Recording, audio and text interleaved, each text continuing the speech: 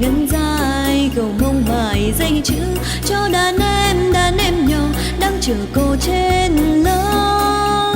Cô thật xinh, đôi má hồng như hoa đào nở trên cành. Gầu mông làm cô giáo, dạy chúng em tập viết này, tập vẽ này, tập múa tập hát, dạy chúng em hiểu biết nhiều thứ, dạy chữ thật nhiều. Như con chim sa phương hót hay hay, cô giảng bài, cô giáo dạy chúng em biết yêu thương, yêu quê hương bạn mường. Hay lắm đấy, thương lắm đấy, gầu mông ơi. Hay lắm đấy, gầu mông làm cô giáo bạn em.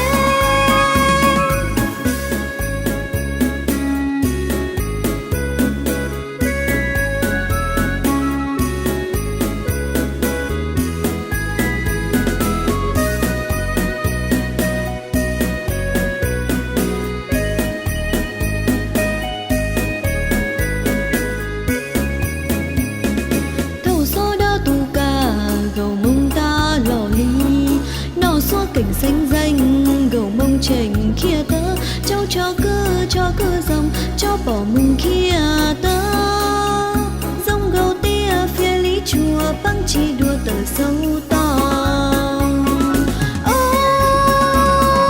Gầu mông lo cô rúa, khỉa bề sâu tớ nè, và xuống lù chía, khỉa bề sâu rổ tớ tàu giá, khỉa tớ tàu tàu.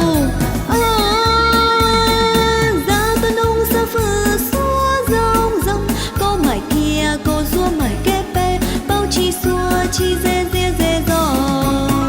Dùng hô lá xưa hô lá, gầu mông ơ. Dùng hô lá, gầu mông lò cô rua kia đó.